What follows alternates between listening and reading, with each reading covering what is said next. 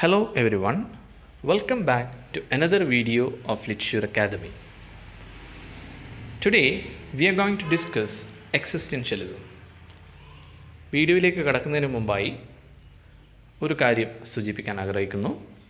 ലിറ്റ്ഷൂർ അക്കാദമിയുടെ ഈ വർഷം ജൂലൈയിൽ നടക്കാൻ വേണ്ടി പോകുന്ന കേരള സെറ്റ് എക്സാമിന് വേണ്ടിയുള്ള സ്പെഷ്യൽ ക്രാഷ് കോച്ചിങ് ആരംഭിച്ചിട്ടുണ്ട്. താല്പര്യമുള്ള വിദ്യാർത്ഥികൾ എത്രയും പെട്ടെന്ന് ഞങ്ങളെ കോൺടാക്റ്റ് ചെയ്യുമല്ലോ. നമുക്ക് വീഡിയോയിലേക്ക് വരാം. എന്താണ് എക്സിസ്റ്റൻഷ്യലിസം? അതിൻ്റെ പ്രത്യേകതകൾ എന്തൊക്കെയാണ്?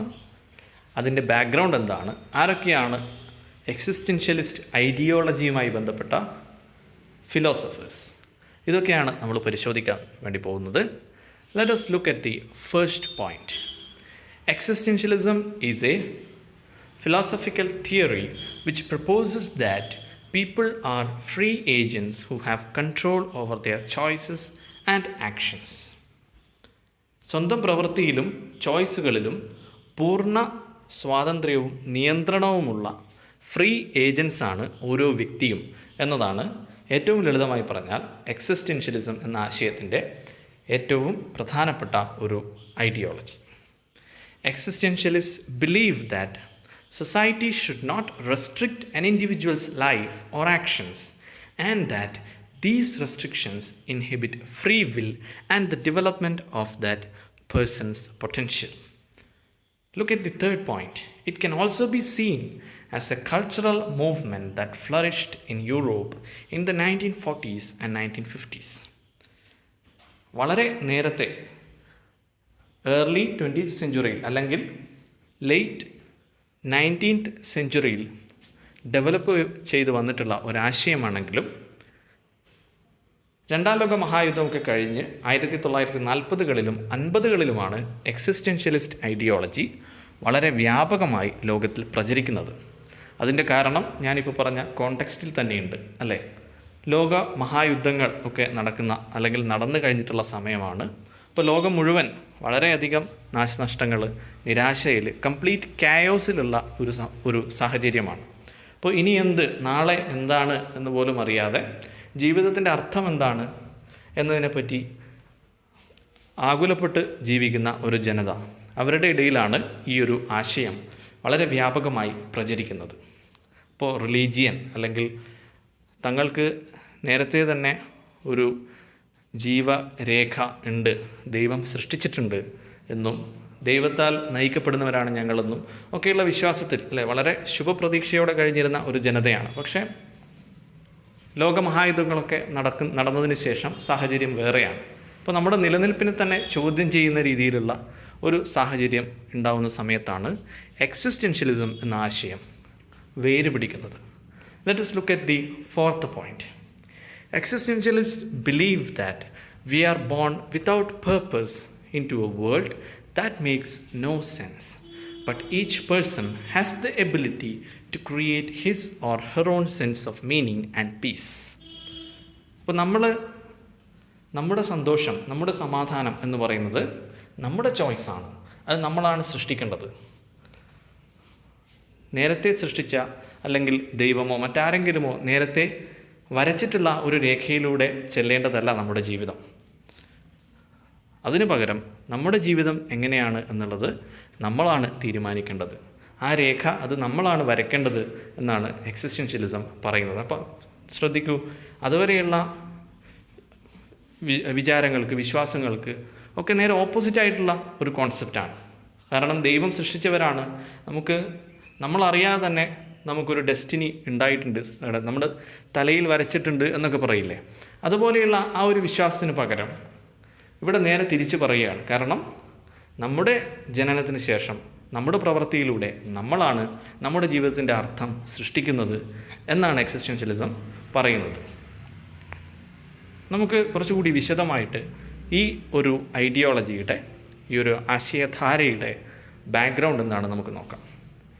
The 19th century philosophers Søren Kierkegaard, who is also known as the father of existentialism. See, you have a question there. Kerala set എക്സാമിന് ചോദിക്കാൻ സാധ്യതയുള്ള ഒരു ക്വസ്റ്റ്യൻ ആണ്, who is known as the father of existentialism. So Søren Kierkegaard and Friedrich Nietzsche came to be seen as the precursors of the movement. അപ്പോൾ ഈ മൂവ്മെൻറ്റിന് തുടക്കം കുറിക്കുന്നത് ഇവർ രണ്ടുപേരാണ്, Kierkegaard and Nietzsche. Other major philosophers and writers associated with the movement are Jean-Paul Sartre, Albert Camus, Martin Heidegger, and Samuel Beckett. Sartre argued that a central proposition of existentialism is that existence precedes essence, which is to say that individuals shape themselves by existing and cannot be perceived through preconceived and a priori categories. Cannot be perceived through preconceived and priori categories and essence. ശ്രദ്ധിക്കൂ, വളരെ പ്രധാനപ്പെട്ട ഒരു പോയിൻ്റാണ് ഇപ്പോൾ ഞാൻ പറഞ്ഞു വെച്ചിട്ടുള്ളത്. സാർത്രെ, Jan Paul സാർത്രെ, എക്സിസ്റ്റൻഷ്യലിസവുമായി ബന്ധപ്പെട്ട വളരെ പ്രധാനപ്പെട്ട, അല്ലെങ്കിൽ എക്സിസ്റ്റൻഷ്യലിസം എന്ന ആശയധാരയുടെ ഏറ്റവും പ്രധാനപ്പെട്ടതെന്ന് കരുതപ്പെടുന്ന പ്രിൻസിപ്പിൾസ് അല്ലെങ്കിൽ ആശയങ്ങൾ ഒക്കെ മുന്നോട്ട് വെച്ചിട്ടുള്ള ഒരു പ്രധാനപ്പെട്ട വ്യക്തിയാണ് സാർത്രെ. സാർത്രെ എന്ന് പറയുന്നത് നോബൽ സമ്മാനമടക്കം തിരസ്കരിച്ചിട്ടുള്ള അത്രയും പ്രധാനപ്പെട്ട, ലിറ്ററേച്ചർ സ്റ്റുഡൻസിനെ സംബന്ധിച്ച് വളരെ പ്രധാനപ്പെട്ട ഒരു വ്യക്തിയാണ്. സാർത്രെയുടെ ഈ ഒരു പ്രൊപ്പോസിഷൻ വളരെ പ്രധാനപ്പെട്ടതാണ്. Existence precedes essence. എസെൻസിന് മുന്നേ എക്സിസ്റ്റൻസ് ആണ് ആദ്യം വരുന്നത് എന്നാണ് പറഞ്ഞു വെക്കുന്നത്. അത്രയും കാലം ലോകത്തിൽ എല്ലാവരും വിശ്വസിച്ചിരുന്ന, അല്ലെങ്കിൽ പലരും മുറുകെ പിടിച്ചിരുന്ന ഒരാശയമാണ് എസെൻസ്. നമുക്ക് എല്ലാവർക്കും ഒരു എസെൻസ് ഉണ്ട്, നമ്മൾ ജനിക്കുന്നതിന് മുമ്പേ നമ്മുടെ ജീവിതം ഇങ്ങനെയൊക്കെ ആയിരിക്കും എന്ന് ആരൊക്കെയോ തീരുമാനിച്ചിട്ടുണ്ട് എന്ന ആശയം. അപ്പോൾ അതിനെ ഇവിടെ തിരുത്തി എഴുതുകയാണ്. എക്സിസ്റ്റൻസ് ആണ് ആദ്യം നമ്മൾ വരുന്നു, പിന്നെ നമ്മുടെ ജീവിതത്തെ നമുക്കിഷ്ടമുള്ള രീതിയിൽ ഡിസൈൻ ചെയ്തെടുക്കുന്നു. നമ്മുടെ ഫ്രീഡത്തെ, നമ്മുടെ ലിബർട്ടിയെ, നമ്മുടെ ചോയ്സിനെ ഒക്കെ വിലങ്ങി വെക്കുന്ന ചില നിയമങ്ങൾ, ചില തടസ്സങ്ങൾ ഒക്കെ സൊസൈറ്റി സൃഷ്ടിക്കുന്നു. യഥാർത്ഥത്തിൽ സൊസൈറ്റിയുടെ ഇത്തരം നിയമങ്ങളും തടസ്സങ്ങളും കാരണമാണ് നമ്മുടെ ഫ്രീഡം നമുക്ക് ഇഷ്ടമുള്ള രീതിയിൽ, അല്ലെങ്കിൽ നമ്മൾ ആഗ്രഹിക്കുന്ന രീതിയിൽ നമുക്ക് യൂസ് ചെയ്യാൻ പറ്റാതെ വരുന്നത് എന്നാണ് പറയുന്നത്.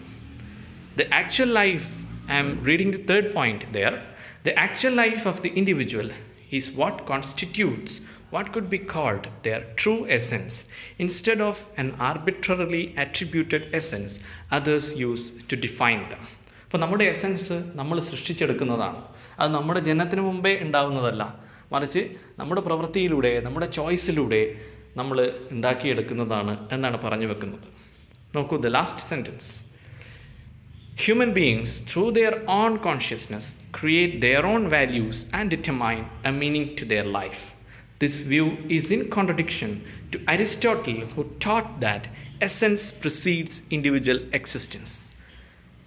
എക്സിസ്റ്റൻസിന് മുന്നേ എസെൻസ് ആണ്, അല്ലെങ്കിൽ എസെൻസ് ആണ് ഏറ്റവും പ്രധാനപ്പെട്ടത് എന്ന് ആർഗ്യൂ ചെയ്തിരിക്കുന്ന അരിസ്റ്റോട്ടിലിനെ അടക്കം തിരുത്തിക്കൊണ്ടാണ്, അല്ലെങ്കിൽ എതിർത്തുകൊണ്ടാണ് സാർത്രെ ഇങ്ങനെയൊരു ആശയം മുന്നോട്ട് വെക്കുന്നത്. ഈ ഒരു ആശയത്തിൽ ഊന്നിയിട്ടാണ് എക്സിസ്റ്റൻഷ്യലിസം എന്ന ഐഡിയോളജി ഉണ്ടാവുന്നത്. ശ്രദ്ധിക്കുക, വളരെ പ്രധാനപ്പെട്ട 20th സെഞ്ച്വറിയെ സംബന്ധിച്ച് ഏറ്റവും അധികം ആളുകളെ സ്വാധീനിച്ചിട്ടുള്ള ഒരാശയമാണ് എക്സിസ്റ്റൻഷ്യലിസം. ഇതുമായി വളരെ ക്ലോസ്ലി റിലേറ്റഡ് ആയിട്ടുള്ള മറ്റൊരു ഐഡിയോളജിയാണ് അബ്സേർഡിസം. അബ്സേർഡ് തിയേറ്ററൊക്കെ നമ്മുടെ ലിറ്ററേച്ചറിൻ്റെ ഭാഗമായിട്ട് പഠിക്കുന്നുണ്ട്. അബ്സേർഡ് തിയേറ്ററിൻ്റെ തന്നെ ഏറ്റവും പ്രധാനപ്പെട്ട ഒരു റെപ്രസെൻറ്റേറ്റീവ് ആർട്ട് വർക്കായിട്ടുള്ള, ഡ്രാമയായിട്ടുള്ള സാമുവൽ ബെക്കറ്റിൻ്റെ വെയിറ്റിംഗ് ഫോർ ഗോദോത്ത് നമ്മൾ ഇതേ ചാനലിൽ തന്നെ ഡിസ്കസ് ചെയ്തിട്ടുമുണ്ട്. എക്സിസ്റ്റൻഷ്യലിസവുമായി ബന്ധപ്പെട്ട അതിൻ്റെ background, major philosophers and major points നമ്മളിപ്പോൾ ഡിസ്കസ് ചെയ്തു. ഇപ്പോൾ വീഡിയോ ഇഷ്ടമായിട്ടുണ്ടെങ്കിൽ, യൂസ്ഫുൾ ആയിട്ടുണ്ടെങ്കിൽ ലൈക്ക് ചെയ്യുക, സുഹൃത്തുക്കളിലേക്ക് ഷെയർ ചെയ്യുക. അതോടൊപ്പം നിങ്ങളുടെ വിലയേറിയ കമൻറ്റ്സ് കൂടി കമൻറ്റ് ബോക്സിൽ രേഖപ്പെടുത്തുമല്ലോ. ഏറ്റവും ഒടുവിലായിട്ട് ലിറ്റ്ഷർ അക്കാദമിയുടെ online coaching classes are available for UGC NET and Kerala SET exam. Subject പേപ്പറിനും അതുപോലെ തന്നെ ജനറൽ പേപ്പറിനും ഞങ്ങൾ കോച്ചിങ് നൽകുന്നു. ഏറ്റവും ലേറ്റസ്റ്റ് ആയിട്ട് 2022 ജൂലൈയിൽ നടക്കാൻ വേണ്ടി പോകുന്ന സെറ്റ് എക്സാമിന് വേണ്ടി ക്രാഷ് കോച്ചിങ് ആരംഭിച്ചിട്ടുണ്ട്. താല്പര്യമുള്ളവർ എത്രയും പെട്ടെന്ന് കോൺടാക്റ്റ് ചെയ്യുക. മറ്റൊരു വീഡിയോയുമായി വീണ്ടും കാണാം. ഇറ്റ്സ് ലിറ്റ്ഷർ അക്കാദമി സൈനിങ് ഓഫ്.